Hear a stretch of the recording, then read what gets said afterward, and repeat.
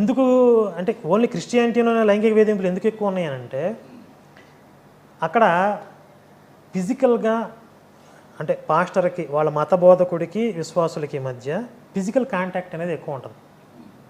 మీరు ఒక స్వామీజీని తీసుకోండి, కొంతమందిని స్వామీజీని మనం అంటే వాళ్ళ నియమాలు నిష్ట ఆచారాల ప్రకారం మనం సాంప్రదాయం ప్రకారం తాకకూడదు, విడిగా ఉండి నమస్కారం చేసుకోవాలి.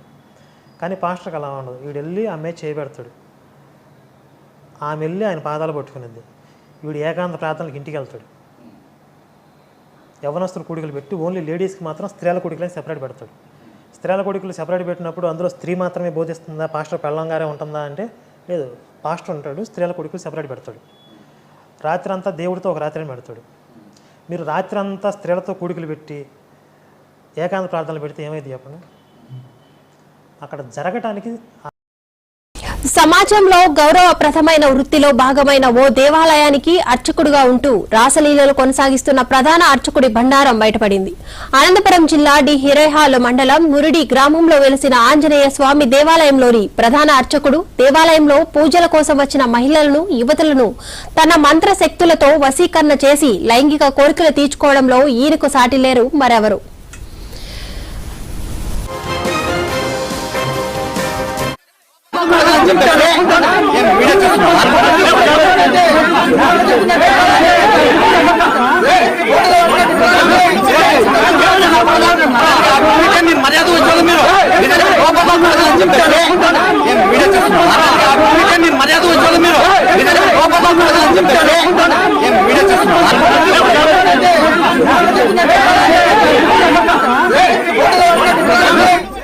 సమాజంలో గౌరవప్రదమైన వృత్తిలో భాగమైన ఓ దేవాలయానికి అర్చకుడిగా ఉంటూ రాసలీలలు కొనసాగిస్తున్న ప్రధాన అర్చకుడి బండారం బయటపడింది. అనంతపురం జిల్లా డి హిరేహాల్ మండలం మురిడి గ్రామంలో వెలిసిన ఆంజనేయ స్వామి దేవాలయంలోని ప్రధాన అర్చకుడు దేవాలయంలో పూజల కోసం వచ్చిన మహిళలను, యువతులను తన మంత్రశక్తులతో వశీకరణ చేసి లైంగిక కోరికలు తీర్చుకోవడంలో ఈయనకు సాటిలేరు.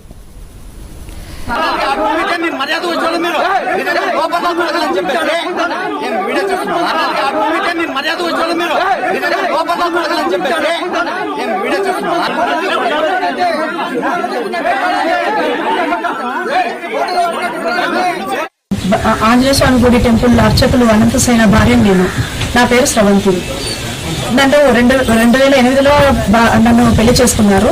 2008 నుంచి నన్ను బాగానే చూసుకుంటూ ఉన్నారు. అంటే హింసిస్తూ లోనే మామూలుగా హింసిస్తూ ఉన్నారు. నేను మామూలుగా కాపం చేసుకుంటూ ఉన్నాను. 2015 సంవత్సరం వరకు అలాగే గడిచిపోయింది. 2015 సంవత్సరం నుంచి నన్ను టార్చర్ ఎక్కువ పెడుతున్నారు, ఎక్కువగా కొట్టేస్తున్నారు. తను వేరే వాళ్ళతో అక్ర సంబంధాలు పెట్టుకున్నారు. గుడికొచ్చిన ఆడవాళ్ళతో కూడా అసభ్యకరంగా ప్రవర్తిస్తూ వాళ్ళతో అక్రమ సంబంధాలు పెట్టుకుంటూ నన్ను చాలా చిత్రహింసలు చేస్తున్నాడు లోని. నేను ఒకసారి తల్లి పంపిస్తుంటే పారిపోయినాను పుట్టింటికి. పోతే మా అమ్మ వాళ్ళు మళ్ళీ నచ్చ చెప్పేసి అతనికి చెప్పి నాకు చెప్పేసి తెచ్చి పుట్టింట్లో మళ్ళీ అత్తగారింట్లో వదిలేశారు. నన్ను వదిలేసిన తర్వాత మళ్ళీ అదే పరంగానే గుడికొచ్చిన ఆడవాళ్ళని యంత్రాలు వేస్తూ వాళ్ళకు వశీకరణ పద్ధతిలో వాళ్ళను లోన్పరుచుకుంటూ ఆడవాళ్ళని చాలా వాళ్ళని హింసిస్తూ ఇలా ఆడవాళ్ళతో ఎక్కువ అక్ర సంబంధాలు పెట్టుకుంటూ ఉన్నారు. ఆయన నన్ను చాలా చిత్రహింసలు పెడుతున్నారు.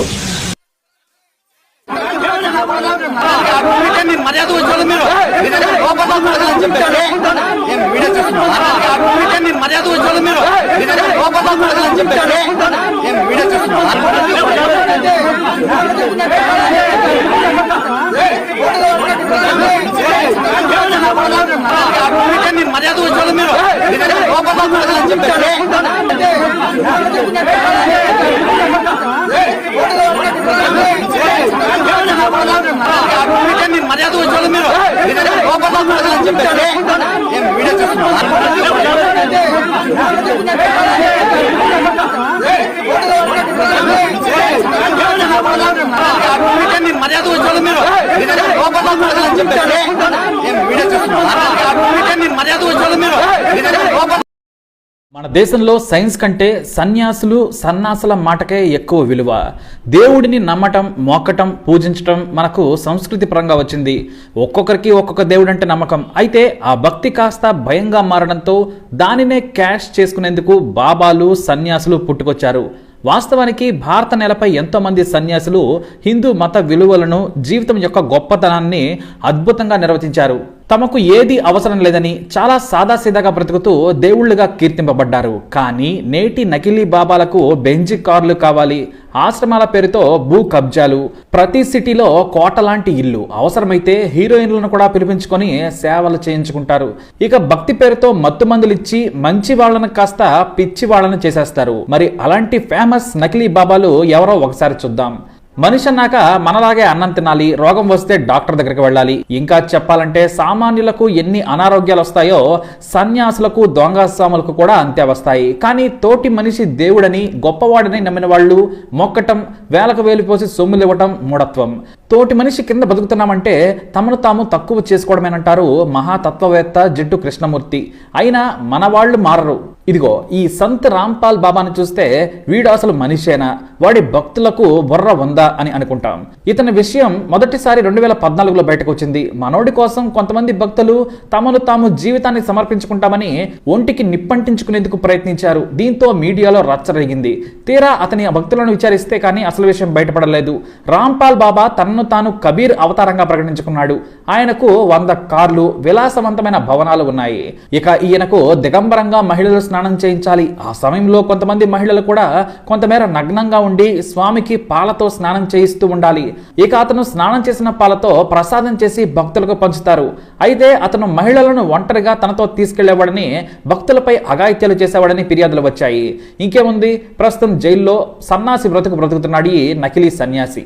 ఇక మరో సెన్సేషనల్ నకిలీ బాబా లిస్టులో ఉన్న మహిళ రాధే మా. అసలు పేరు సుఖ్విందర్ కౌర్. ఈమె పంజాబ్లోని ఒక కుగ్రామంలో పుట్టింది. 5వ తరగతి వరకు చదువుకుంది. 17వ ఏటనే ఒక వ్యక్తికి ఇచ్చి పెళ్లి చేశారు. అతనితో పాటు టైలర్ గా పనిచేసి పూట గడుపుకునేది. అయితే ఆమె భర్త సంపాదన కోసం ఖతర్ వెళ్ళాడు. ఆ సమయంలోనే ఖతర్నాక్ వేషాలన్నీ పుట్టుకొచ్చేశాయి. ఆమె స్పిరిచువల్ వైపు మళ్ళింది. సుఖ్విందర్ సింగ్ చాలా అందంగా ఉంటుంది. ఆమె భక్తి చూసి మహంత్ రామ్దాస్ అనే మరో నకిలీ బాబా ఆమెను రాధేమాగా మార్చాడు. ఆమెకు తాంత్రిక పూజలు నేర్పించాడు. ఇక ఆమె తన అందంతో పాటు తనకు తాను కృష్ణుడి భార్యనంటూ కూడా ఒక నకిలీ టెంట్ వేసేసింది. ఆమెకు కూడా లక్షల్లో భక్తులు, కోట్లలో విరాళం వచ్చేది. ఈమె వెరైటీ ఏంటంటే హిందీ ఐటమ్ సాంగ్లకు కూడా డాన్స్ చేస్తుంది, యూత్ తో కలిసి స్టెప్పులు వేస్తుంది.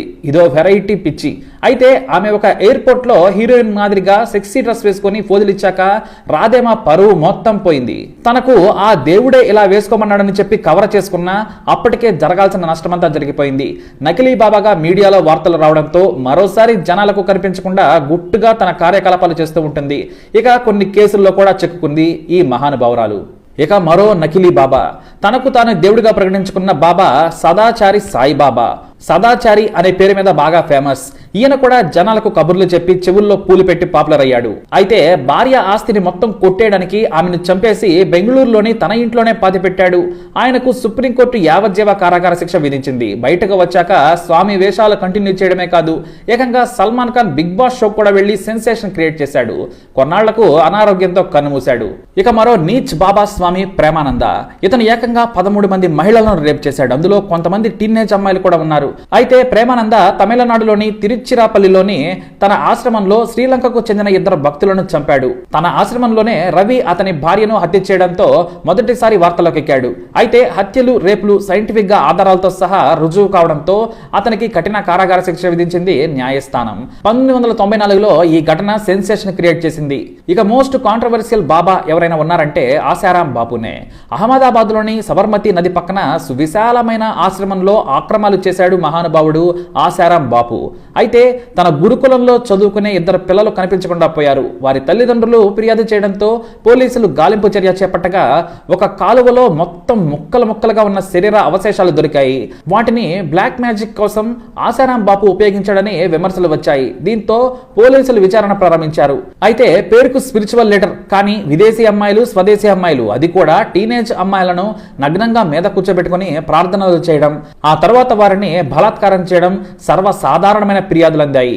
ఇక కొన్ని ఫోటోలు కూడా లీక్ కావడంతో అతని మీద తీవ్రమైన 100 రకాల ఆరోపణలు వచ్చాయి. దీంతో అతని ఇప్పుడు జైల్లో చెప్పకూడు తింటూ ఉన్నాడు. ఇతనితో పాటే అతని కొడుకు నారాయణ సాయి కూడా రేప్ కేసులోనే ఇరుక్కొని జైలు పాలయ్యాడు. వీరి ఆస్తి విలువ 6,000 కోట్లకు పైన ఉంటుందని కూడా సమాచారం. ఇక మీరంతా ఎదురు చూసే పేరు స్వామి నిత్యానంద. ఈయన గురించి ప్రత్యేకంగా చెప్పనక్కర్లేదు. భక్తులకు బయట కథలు చెప్పి లోపల మావిడాకుల హీరోయిన్ రంజితతో సలాపాలు ఆడుతున్న వీడియో బయటకు వచ్చింది. ఆ తర్వాత అతను కోర్టుల చుట్టూ తిరగలేక తప్పించుకుని దేశమంతా తిరిగాడు. ఇక బెంగళూరు పోలీసులు నాన్ బెయిలబుల్ వారెంట్ తో రావడంతో అప్పటికే నకిలీ పాస్పోర్ట్ తో వేరే దేశానికి వెళ్లిపోయాడు. మరో దేశంలో ఏకంగా ఒక చిన్న ద్వీపం కొని కైలాసం అనే పేరు పెట్టేసి తనకు తానే రాజుగా ప్రకటించేసుకున్నాడు. రాజుగా కంటే కూడా దేవుడిగా ప్రకటించేసుకున్నాడు అని చెప్పాలి. ఇక తన విచిత్రమైన సమాధానాలతో కామెడీ చేస్తూ వస్తున్నాడు. వచ్చి రాని ఇంగ్లీష్తో ఏదేదో స్పీచ్ ఇచ్చి ఎంజాయ్ చేస్తుంటాడు నిత్యానంద స్వామి. మన పోలీసుల ఎదురుగానే తప్పించుకున్నా పట్టుకోలేకపోయారనే విమర్శలు కూడా వచ్చాయి. మారు వేషంలో బెంగళూరు ఎయిర్పోర్ట్ లోనే విమానం ఎక్కాడని, అది కూడా నకిలీ పాస్పోర్ట్ తో విమానంలో చెక్కేసి వెళ్లిపోయాడని కొన్ని మీడియాల్లో కథనాలు కూడా వచ్చాయి. అయినా సరే అతని వేషాలు మాత్రం మారలేదు, మారవు కూడా. తనను తాను ఇంకా దేవుడిగా ప్రకటించుకుంటూనే ఉన్నాడు ఈ మహానుభావుడు నిత్యానంద. ఇక అసలు సిసలు నకిలీ బాబా. ఈయన నకిలీలకే నకిలీ. డేరా సచ్చా సౌత్ చీఫ్ గుర్మీత్ రామ్ రహీం సింగ్. ఈయన స్పెషాలిటీ వేరు. ఆయనకు బుల్లెట్ మీద వెళ్ళడం అంటే పిచ్చి. హెలికాప్టర్లో తిరుగుతూ పోజులిస్తాడు. రాక్ పాటలు పాడి ఊరు తొలగిస్తాడు. ప్రపంచంలో ఒకే రోజు అత్యధిక మంది లైవ్ కన్సర్ట్ కు హాజరైన షో ఏదైనా ఉందా అంటే అది డేరా బాబాదే. ఆయనకు లక్షల్లో భక్తులున్నారు. ఎన్నికల్లో ఆయన ఎవరి పేరు చెబితే వాళ్లే గెలిచేవారు. అందుకే ఆయన జోలికి పోలీసులు కూడా వెళ్లేవారు కాదు. కానీ ఒక జర్నలిస్ట్ డేరా బాబా చరిత్రంతా బయట పెట్టాడు. తన ఆశ్రమంలో అమ్మాయిలను పాడు చేయడం దగ్గర నుంచి పిల్లలను తల్లిదండ్రుల నుంచి విడదీస్తున్నాడని కథనాలు రాశాడు. అంతేకాదు మగవారిని నపుంసకులను చేసేస్తూ ఉన్నాడు.